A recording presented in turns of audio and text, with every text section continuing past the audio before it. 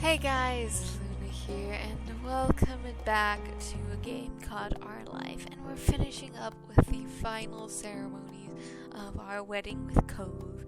The one person you hadn't seen your rounds made himself known when Baxter's voice echoed out through the space, amplified by a microphone. Good evening. Thank you all for attending the wedding of Luna and Cove Holden Mayer. Exciting! We will now begin the bouquet toss. A smattering of applause and light murmurs, followed by the announcement. Baxter let that settle before continuing. Cove, Luna, please come to the open area in the center. Anyone who wants to play can. You and your husband eagerly obliged to the tradition, going over to stand alone on this cleared floor, but it wasn't for long. Leah hopped out of her seat right away, taking Liz by the arm to bring her along for the ride. Your sister wasn't as possibly excited as your cousin, but she was intrigued. Miranda rose to her feet as well, her boyfriend pumping her up to win the whole walkover. She giggled bashfully and waved at Terry while waiting for the forming crowd. Derek decided to get in things as well, grinning amusingly amongst the rest of the players. Participating a freshly obtained drink on the table, Shirlo happily fell along to participate, but not without insisting Jeremy come to the group with him. There was a muttering not too far away for you to hear, but Jeremy was obviously annoyed. To keep Shirley from being in his space, Jeremy stepped away until he was at least close enough to the other people to be kind of considered part of the crowd. Kira looked on at the group, taking a second to consider, but ultimately she became another member of the game. She strode over to the collection of younger folks and called out for Cliff to join in with Come her. on! Come on, don't be a storm. He shook his head, sinking slow into his chair. Lee, Miranda, Kira, and Liz began to wave and jump, encouraging Cliff. Terry spoke up from the next table over. You can do it, man. Right. Alright. He used the edge of the table to push out of his chair and stood up. The ladies cheered as Cliff strode toward the crowd. Your moms giggled, leaning closer together and whispered amongst one another. They were eager to be audience members to the spectacle, and no one else mentioned to join, so Baxter kept things moving. Thank you for grouping up in such a timely manner. We've got a wonderful crowd for this. Now, keep your eyes on Luna. They will be tossing the bouquet in only a moment. Luna, all you need to do is look the other way, and when you toss the bouquet to the waiting audience, Cove can stand by. As instructed, you turned your back to the crowd. Cove took his place in front of you. His shoulders were drawn out in sympathetic tenseness for your task. They're definitely ready for you, Luna. They better be prepared. The room became silent as you wound up for the toss. You paused and then...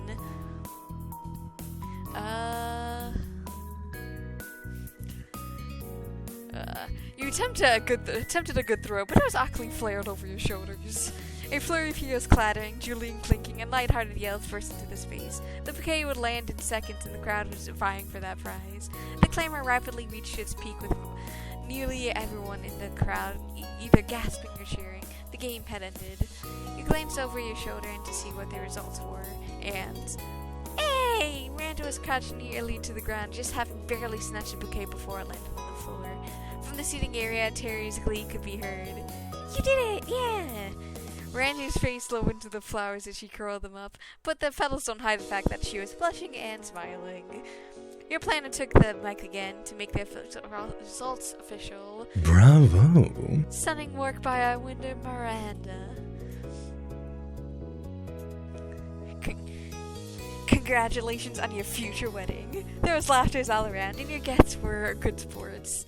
As ever, Baxter was able to manage the flow of the day on your behalf. He took the mic and addressed the assembled crowd, his clear voice resonating through every speaker. Please can everyone return to the seating area for their next event. The couple has arranged for a special dance between themselves and the parents of the bride and groom. Your eyes met Cove's awkward nuance as you instinctively glanced toward each other, expression brightened before you stepped apart, ready for the events. Your moms radiated joy as they approached. They each took one of your arms to join with their own. The few of you made your way over to an open spot in the dance space in front of the reception area. Close up like this, you can not only see the pride evident in their faces, but the telltale shine of teary eyes. As the music began, Mom broke away to allow you and Ma to dance together first. While you flowed and swayed in time with the tune, Ma took the opportunity to speak with you. Her voice was soft and low, preventing her words from carrying outside your little bubble. It means so much to me to see you like this. All we ever wanted for you and your sister was to have a good life. And I hope you always be happy as you've been today. Touched, you felt a prickling of emotions in your own eyes. Ma spun you around and handed you over to Mom.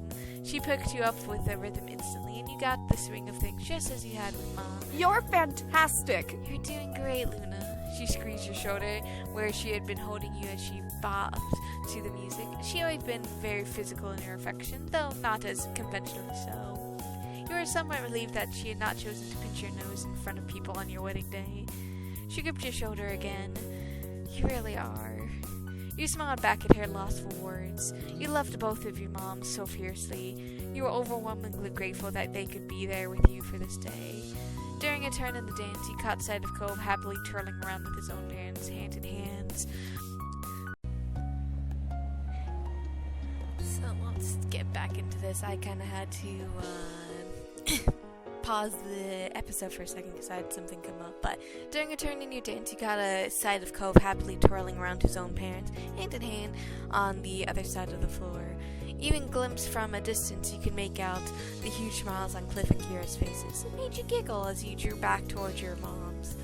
Mom made to break away and let Ma have a turn dancing with you, but Ma snatched your hand in yours and drew you to dance together as a group. Laughing even stronger, you danced with both of them until Ma released Mom's hands. You let Mom go with a wave and danced with Ma one-on-one. Before long, you swapped back to dancing with Mom. You took turns dancing with them individually as well as dancing as a group, changing it up often so that no one was left out the cold for long. But eventually the song came to an end, bringing your dance to a close. Your mom enveloped you in a hug, sandwiching you from the front and back. Wonderful! That was such a lovely time. You really know how to put on a party. You shifted so that you could put an arm around both of them at once and pull them in tight. Thanks. Cove and his parents rejoined you, their spirits as high as your little groups. You're good. That was wonderful, bravo. Bax's voice rang out through the speakers once more. We are now opening up the dance floor. You're all warmly invited to come up and join the family for dancing. With that announcement, the nostalgic songs got turned up, enticing people to come forward and enjoying themselves. The dance floor bustled with more and more attendees, and over in the seated area, family and friends were catching up over animated conversations. Satisfied that people were having a good time, he decided to dance with everyone. You happily shimmied into the crowd, ready to make the most of the occasion. It wasn't often that you got to gather up the people most important to you like this, and even rarer for it to come with good music and the opportunity to dance.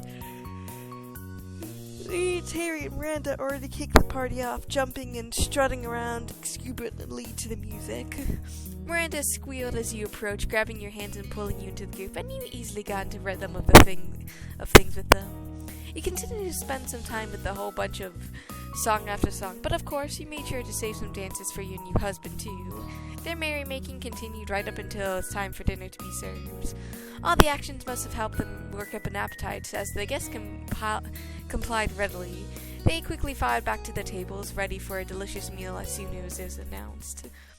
You settled right down in your seat at the head table. Cove sat up in his own chair excitedly, reaching over for the napkin-wrapped silverware in preparation. He was ready for dinner.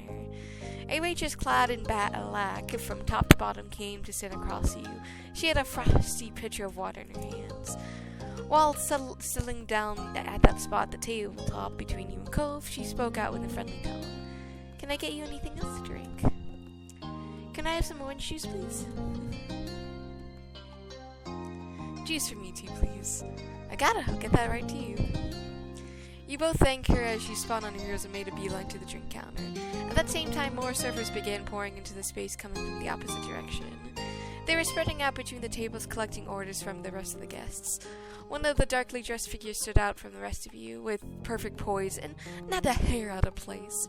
Baxter stood on the sidelines to supervise the process. He was well into his work. Servers ebbed and flowed between the tables as drinks were provided to each individual who requested one. That wasn't where it stopped. Bowls of soups were then carted out before the main course. Cove took a satisfied inhale of steam coming off the soup. You could catch a whiff of the scent yourself. It was savory and rich. You scooped a spoonful and dug right in. The rest of the guests followed, taking the first taste of what you had to offer to them.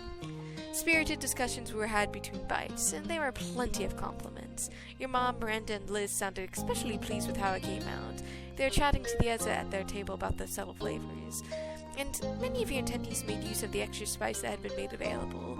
Cliff, Kira, Ma, Terry, Derek, and your own lovely husband each added their own level of added heat for your meal. You kept it as is. It was delicious and exactly how you would have wanted it. Mom's jovial tone carried itself above the rest of the voices. So, how much are we getting here? Those were there were those appetizers from before, and now there's more, and the meal hasn't even shown up. I lost count keeping track already. Oh, I asked. It's a 3-course meal, not counting desserts. Nice. When the bowls were polished clean, the servers began to reappear, clearing the dishes away to make room for more.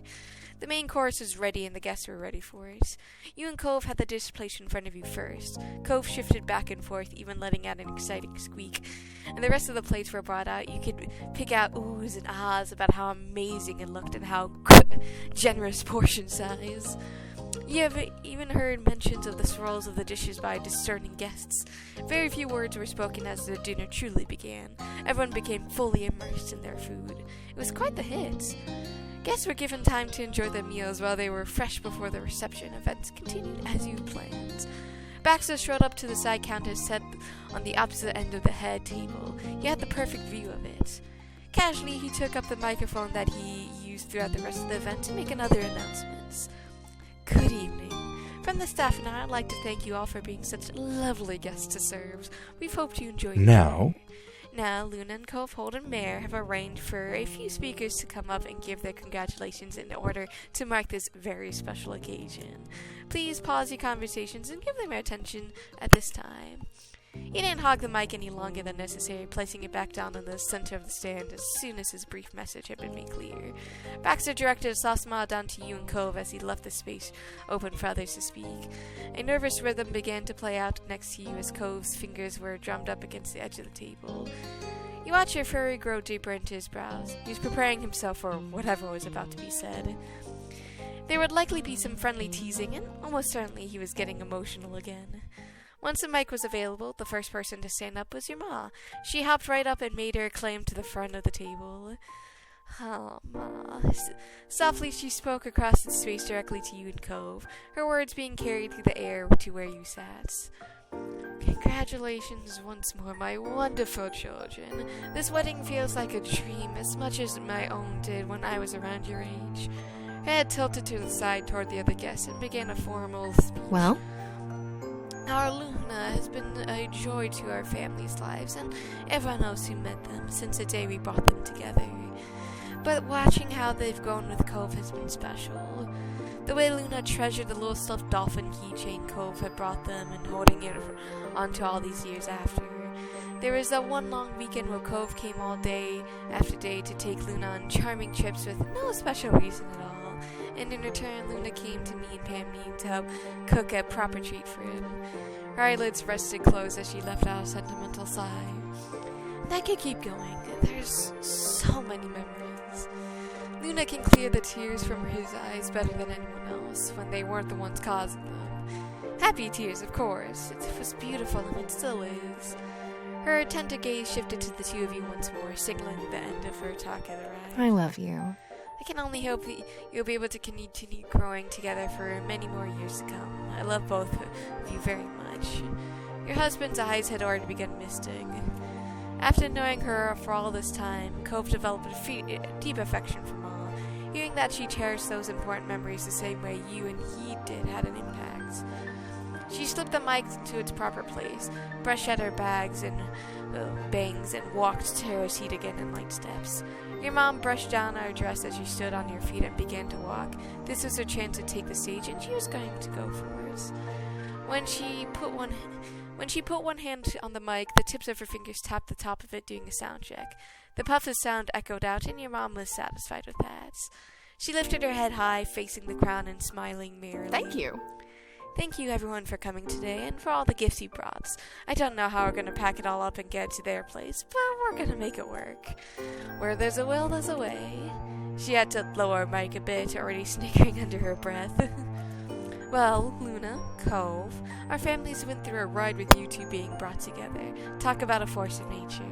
It took some time to feel things out, but after those rockier years, it was time to watch out. And Cliff had almost had a heart attack when we all took that RV out and Cove had disappeared from his sleeping bag in the morning.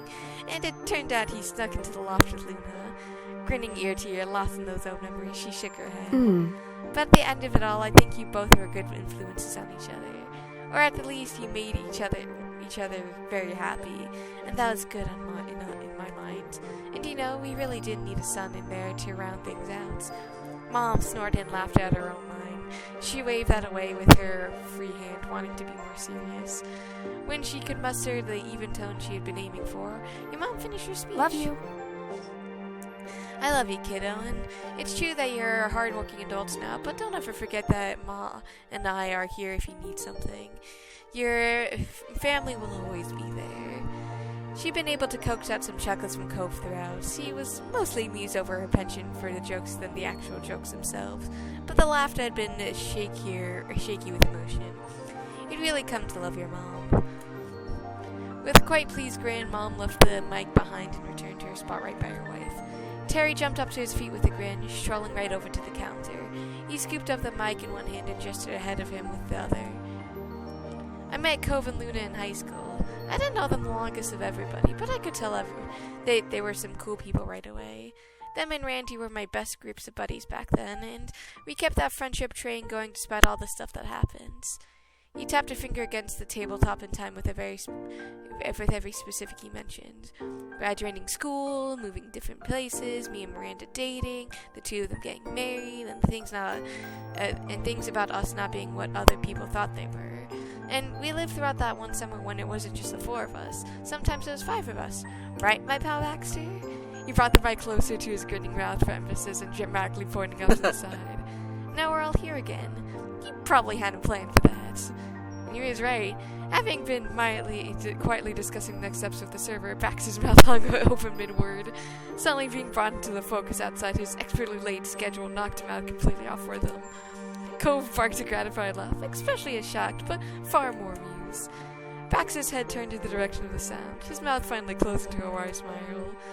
It seemed to Terry brought a gift in teasing someone other than you or Cove, and it was more welcome offer as far as Cove was concerned, especially since it was taken in good spirits. There was something remarkable about being able to include Baxter in your group's merrymaking, the same way as everyone else. Terry nodded knowingly, then casually transitioned to his main points. And I guarantee our friendship is going to stay on track. No matter what, there's no one who would take your places. From me to you and from you to each other. Good work tying the knot to your catches. Tay left his speech in the mic there. He paused to applaud your union graciously before flipping his hand out into a wave and walked off. Cove gave her a friendly wave in return, his eyes glossy. As soon as Terry hit the chair again, Miranda took his arm and happily began whistling to him about the speech. Kira pushed herself up from her seat and went right to the front without hesitation. Eagerly, she shifted the mic to her lips and said, "I can't believe my babies are having a wedding right now." The unexpected declaration sent chuckles rumbling throughout the crowd. Anywhoosies. Eric continued with a wink and a smile. It's getting a treat to meet Luna in person for the first time, though I already felt like I knew them thanks to all the stories Cove loved to recount about them. In a pounding whisper, Cove spoke out about that description of events. "Mom!" Whenever I got to visit Sunset Bird or when you visited me, I came to see firsthand more and more what marvelous individuals you were growing up into. You bloomed right before my eyes, like perfect white poppies on the hill in your childhood neighborhood. Every moment I've been able to spend with each of you has been a gift. We had some pretty wild times over the years. I count my lucky stars that I got to be the mom to such an amazing boy. And Luna, the buoyant tone in Kira's word faded to something softer, sweeter. I'd like to thank you personally for helping my baby make himself a home again. I'm truly grateful for that. There was a snuffling at your side after that. Cove tugged at the tablecloth in front of him unconsciously, needing to do something.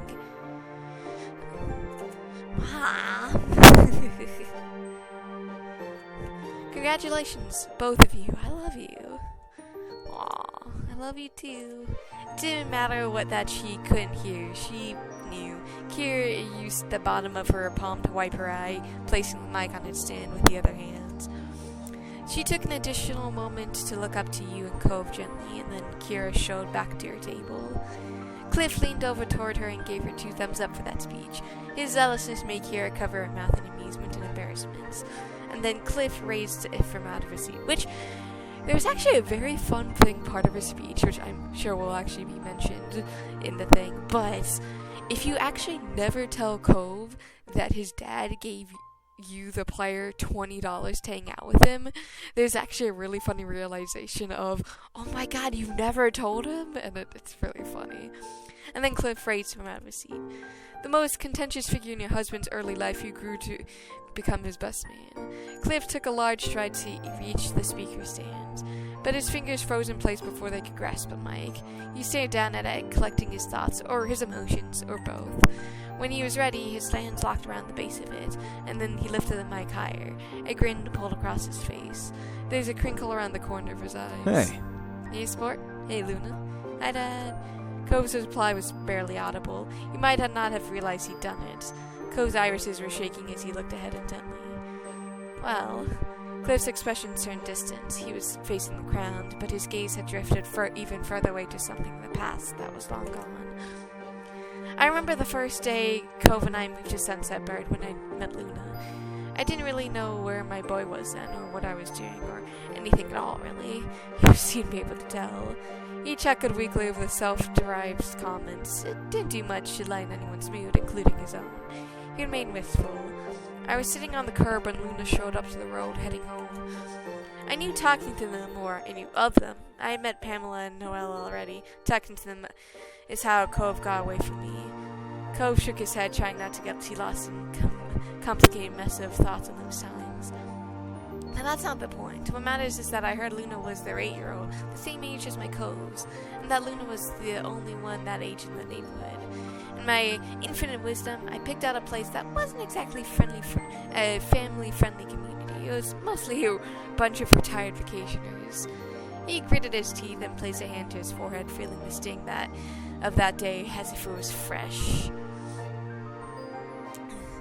And speaking of, did I mention that it was the start of summer break when we moved? What was my little boy going to do now that I dragged him out of there? I wanted him to have someone to play with, someone he could talk to. I wanted him to be happy. There was a heart-wrenching crack in Cliff's voice as he spoke about what his feelings had truly been. At that very moment, everything was going wrong, and it felt like a dead end no matter which way I went. I wasn't sure if there would be anyone for Cove if it wasn't for Luna. In one more valiant effort to try not to make a mood of your wedding too heavy, Cliff gave a goofy shrug. Sorry, I offered Luna $20 to be his friends. It was just funny to me. The straight line of his shoulders lowered on each side like a roof sagging after years of having stayed solid. Maybe that's not the word.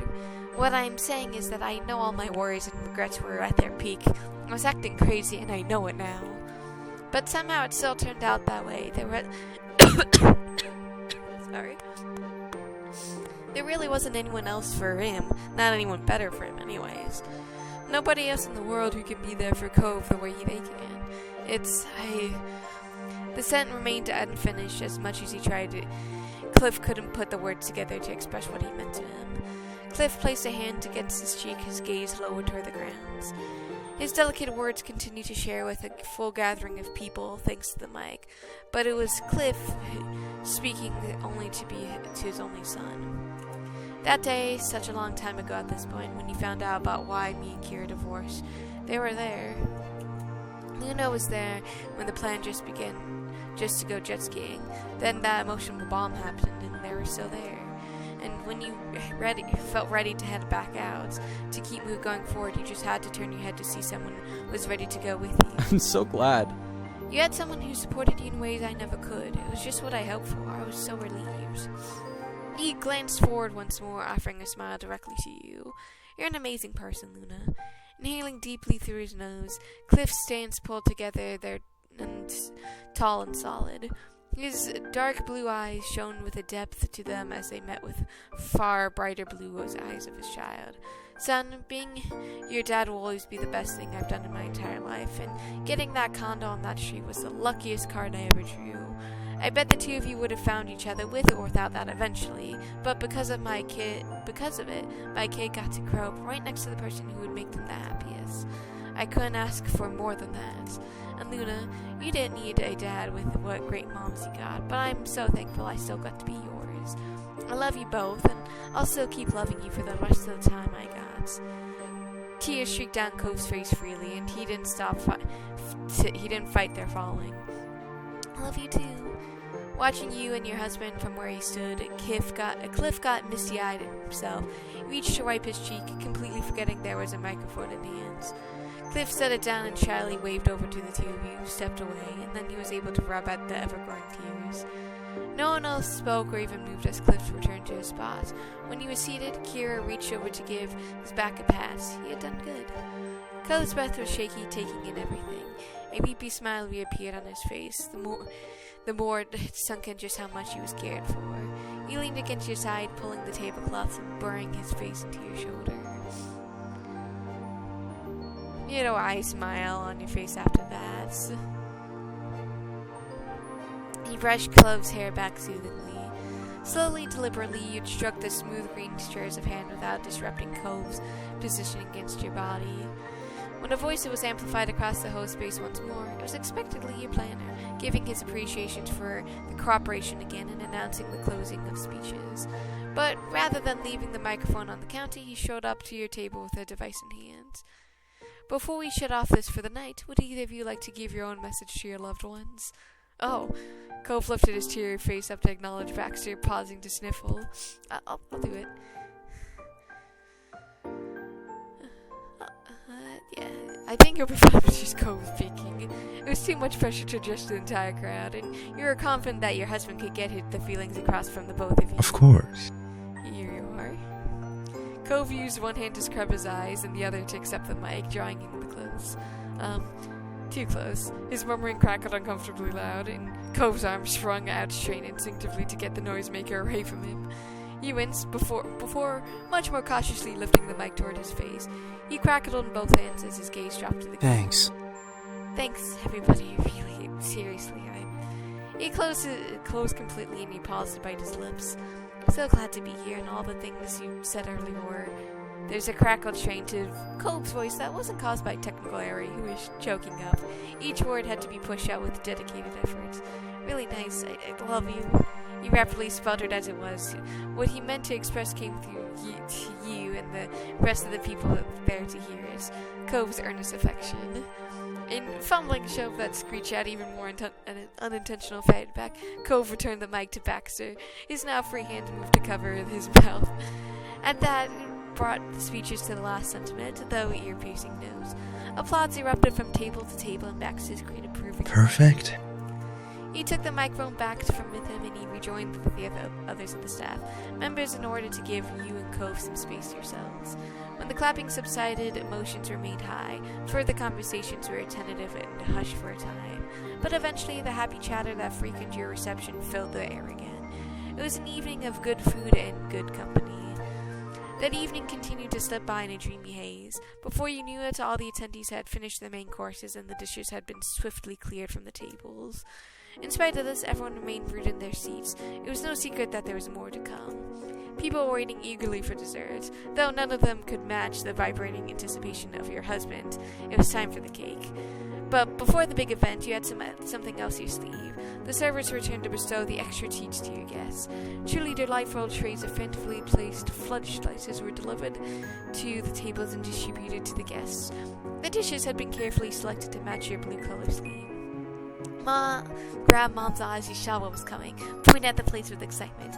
Ma gasped. The two of them oohed and ahed as the trays set down at the table. The servers vanished from the floor with an impressive efficiency, allowing the wedding cake to take to center stage. Sat at the center table was your fully realized creation, a three-tiered, beachy-style blue masterpiece.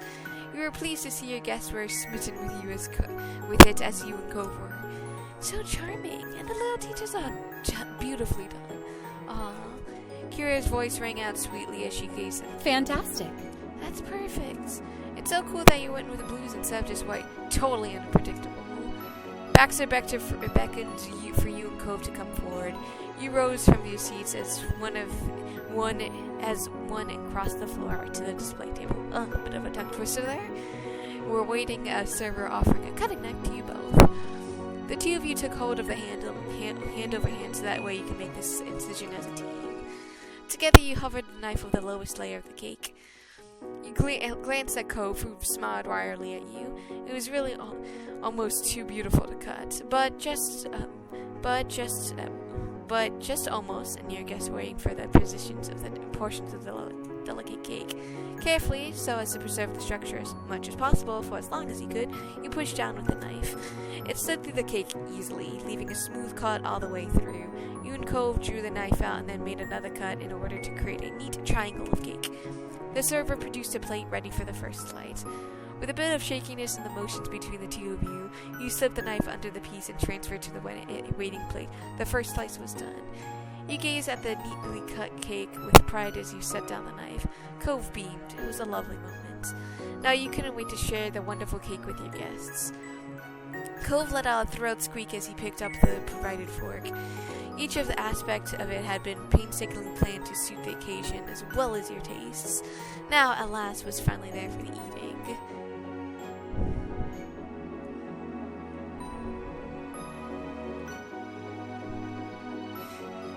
You would have...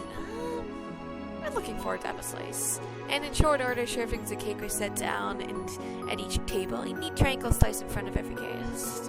And as the crowd dug in, along came a discussion of desserts. Thank you, Luna. Thank you for doing the right thing and having chocolate in this cake.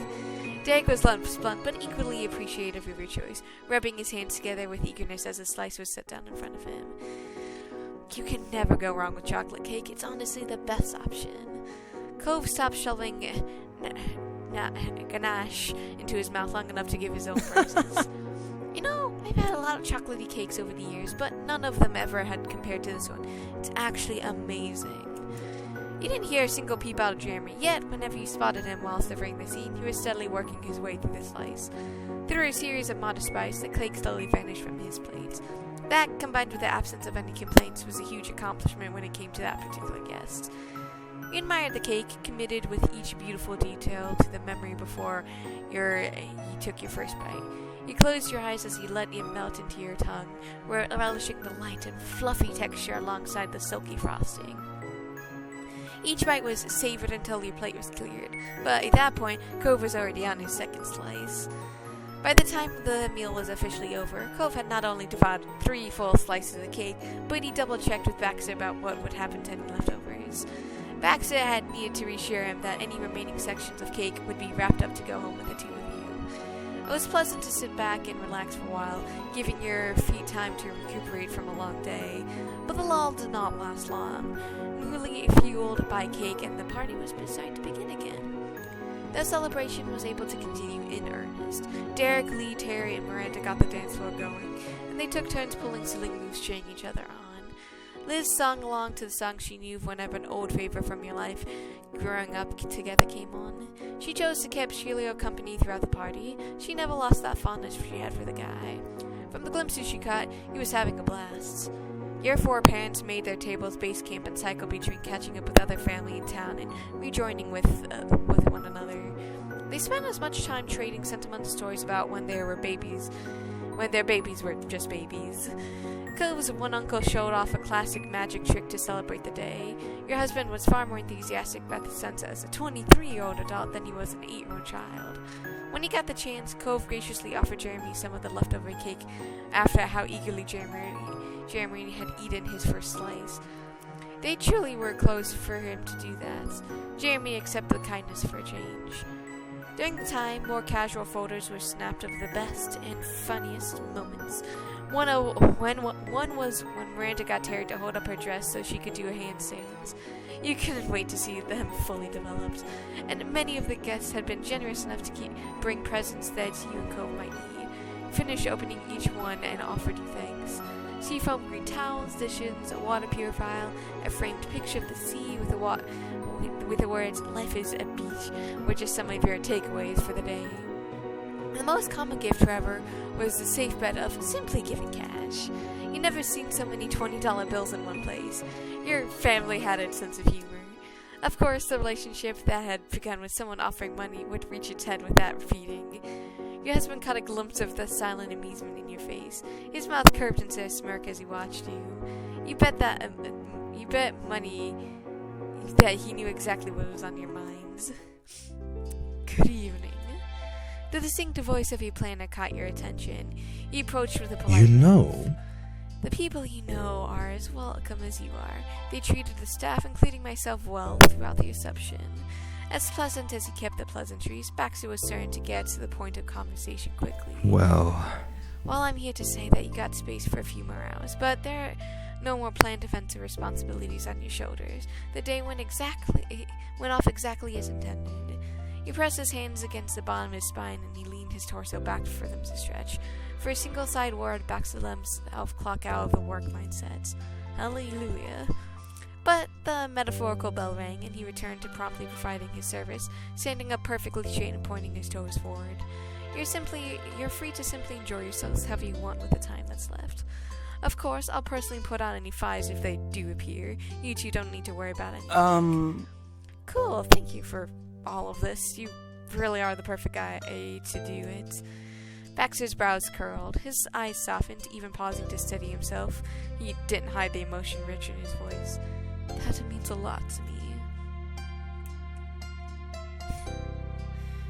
It was so wonderful putting this together with you. The smile was already prominent on his face, warmed further. Baxter ran his hand down the shirt, smoothing out casual fluid motion. you're welcome. You're very welcome. It's been a joy working with the two of you, truly. The moon was light all around until the feelies really hit Cove. He shifted in place uncomfortably, not knowing how to proceed with that point that was reached. So does that mean you want to be our friend again? Oh. He blinked rapidly as his mouth closed into a tight line before saying a full thought. Baxter already needed a second to recover on the rare occasion that something knocked him off his feet. Well, that's your call, I'll say. I did refuse to speak to you, and most especially your spouse, for 5 years. You don't have to be friends with me now. Cove pulled his eyes open wide as the shy expression on his face dropped into shock. He hadn't been prepared for that bit of history brought up again. Unfortunately for Baxter, being a good dancer hadn't ever saved him from his foot accidentally ending up in his mouth.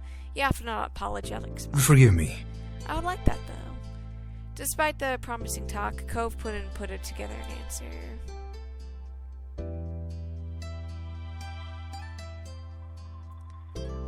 We're definitely friends. The two pairs of eyes from the two very different men sent on you, though eventually moving to look to one another. Smiles returned to both of their features. As Baxter would say, it was settled. To solidify their friendship, Baxter turned his chest to the side, opening up his arm for a nudge. You gladly reciprocated. You pressed your hand subtly against the side of his body and gave it a nice affectionate push. Next, his hand went to a Cove. He held it out evenly with confidence, not from the want to be self-assured, but he was actually certain that they had a closer relationship now, which is nice. Cove looked down at it, considering, but he ultimately raised his arms and shoulders in a motion that it was both an awkward shrug and an invitation to hug instead. The lopsided grin gave him was contagious, and Baxter took hold of Cove while positively beaming. Baxter was only tall enough to bring Cho's chin to Cove's shoulder, but he rested there comfortably. Cove chuckled in amusement. It took a long time, but he had been won over to Baxter's side. He gave his new friend a pat on the back before they entered the embrace amicably. I hope you would enjoy your post-wedding bliss for as long as you can, but when life settles down back to normal, we should have dinner. I know some good places. I guess. That'd be nice. I guess we'll call you? Yeah, and in that case, it'll be your treat. See you then. Perfect. And congratulations on your lovely day. He then quite literally bowed out, tipping one foot back and inkling forward. He kept his head lifted, and with that curled grin he became so used to featured prominently on his face. Baxter left the two of you there, disappearing into the crowd of all figures all in black to help keep the event running as smoothly as possible. You thought back to the very start of that special day, when Baxter promised he'd congratulate you when it was over. That gave his parting words an extra sense of finality, which is kind of sad if you think about it, but it wouldn't be a real goodbye. This time, Baxter would be part of your lives for as long as he was welcome in it, and you believed him on that. And with the staff busy and the guests mingling with each other, you and Cove had a moment completely to yourselves since the wedding first began that morning. You knew for certain that you could relax when you caught Cove pulling into a big stretch, his torso twisted to one side. It's his hands rose up high so you can get them. He had to fight off a bit of crisp fitted shirt he was buttoned into, but Cove was persistent. Cove had been closed when you worked out the last of the jitters he had carried throughout the day, but his gaze landed on you as soon as he finished. There was a radiant warmth in his expression as he spoke to you with an eased heart. Is there anything you want to do before it's over? I'm happy with whatever you're thinking. Would you want to dance with me? He smiled openly and welcomely. It was more inviting than ever direct words would have been. And he had in the past, and you return here to in the future, Cove lifted his hand for you to take. You accepted, as you always would. You and your husband slipped away in the main seating area out to the center of the space. By that late area, the dance floor had been mostly emptied. Your fingers remained linked as you both took a hold of each other with your second hands, taking them for a dance. Cove brought your chest near enough to brush your hand and nuzzled its cheek against yours. Slow, calming music drifted through the air and enveloped you and kept out the buzz of distant conversation still happening. You began to sway to the sound, cozy and content. It felt as though you were in your own world. So... Well, Mix Holdermere, congratulations on your successful wedding. And congratulations to you too, Mr. Holdermere. Thanks. And if you're wondering, my plan is to be the last person who gets to say to congratulate you tonight. He wagged his wheelie eyebrows, being intentionally silly. You're such a goofball, you said affectionately. He sighed softly, and his shoulders lowered comfortably, but Cove suddenly perked back to the attention when something struck him. Though, I could just say it again when we got back to the hotel room. I'll definitely be the last person to do that. That's one of the perks of being married. I pretty much always get to be the first and the final with you. You for me too. Good luck. I'm good with that.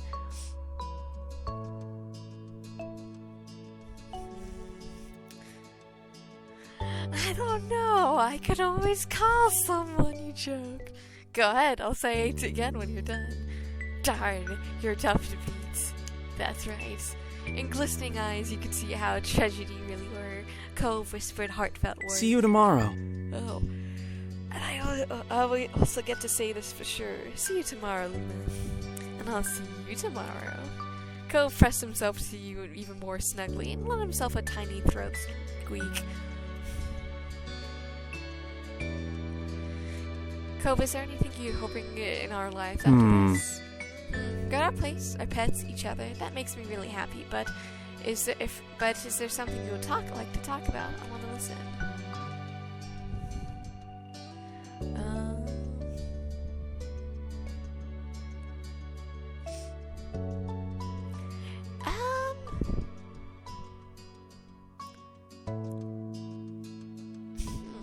Yeah, I feel like this would be fitting for my character in this game. Well, I was wondering. If you want to talk about starting a family? You felt pounding in your ears and your breathing come more rapid.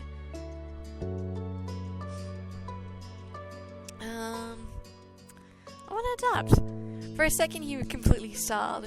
You winced as him potentially fainting from the real possibility once more. Instead of following, you spoke. Okay. The words were quiet, and you needed him to hear you so much. You instinctively pulled it closer to him. You regretted that choice immediately. After that, he reaffirmed himself in a shout. Right? We could adopt a baby. I mean, not right now. I mean, unless you want to do it right now. Cove was frantically bouncing up and down and on his feet enough to shake both of your bodies. You knew his heart was in the right place, though. It filled you with joy. Well, let's at least until the wedding is over. He painted out uneven breath, but calm enough to still himself. Yeah. Good idea. Thanks, Luna. Thanks, you too.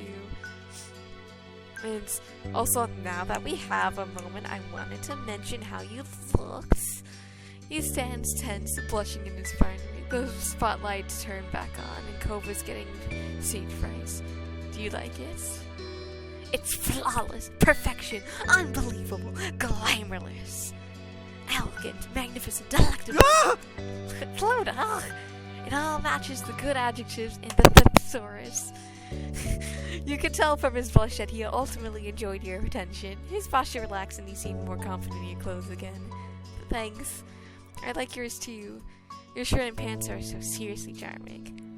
Thank you. And Cove seemed like he had something on his mind. You gave him an encouraging smile. He chewed on the inside of his cheek as the silence grew longer. You remained patient, communicating your willingness to listen through your eager eyes. Luna, there's something I wanted to say. The sentence faded out, his lips clammed up in trembling line. He had to force it back open. I wanted to say without crying, but your vows are so nice to hear, and I love them, and I thank you for doing that. Simply remembering the scene and got the tears flowing again. You couldn't help it. I can say it again if you want me to. He sniffled once more, then twice, and grinned back at you. Oh, look at that. You let yourself quietly enjoy his company. You cuddled your cheeks together again. You settled uncomfortably, wishing you could stay right there forever. Lovingly, he stroked the back of your tips with the tips of his fingers. It was so warm. But then you heard your husband's sigh whisper. It went by all so fast. And now that I'm thinking about it, I don't only mean the wedding. It's everything. Where did the years go? When did it become me? You and me had become grown up.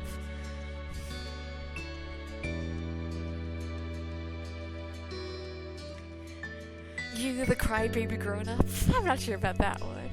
Wow, thanks. Though, his fears were carefully rose again as he spoke more lightly. I feel pretty good about getting older, not being a kid anymore, because I'm doing it with you. Before, we could only pretend to play adults, and I was bad at it.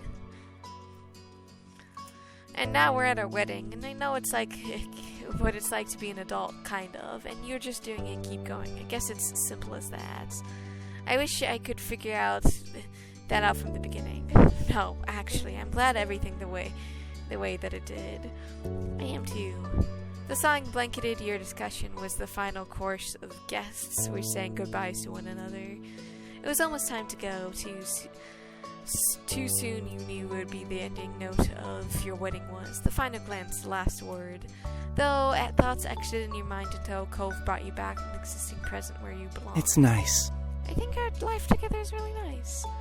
Not letting either of you get lost in contemplation again, Cove suddenly clapped both hands together as your hands against both of your shoulders with the utmost seriousness. You know, if there was ever anything you'd want to have another party like this, I'll do it. It can be every year, multiple times a year, whenever you feel like it. We'll keep Baxter in business forever. If it's with you, I'm up for anything. Tiny, delicate water drops pooled in the corners of his eyes. Cove let his hand travel from his shoulder to touch your face. He created you tenderly, never wanting to let go. What did I do to get to be with someone who's there for me, someone who honestly cares about me? Well, I don't need an answer, really. I'm just grateful. I love you. I love you, Luna, always. And that's the end. Well, this has been the very final episode of the game called Our Life. I hoped you enjoyed it, and I hoped you enjoyed every single moment along the way, because I know I did. And with that, I hope you guys have a good day, night, week, month of your lives. May the stars forever guide your path, wherever they might lead you into the future. And I hope to see you guys sometime in the near future. Bye-bye.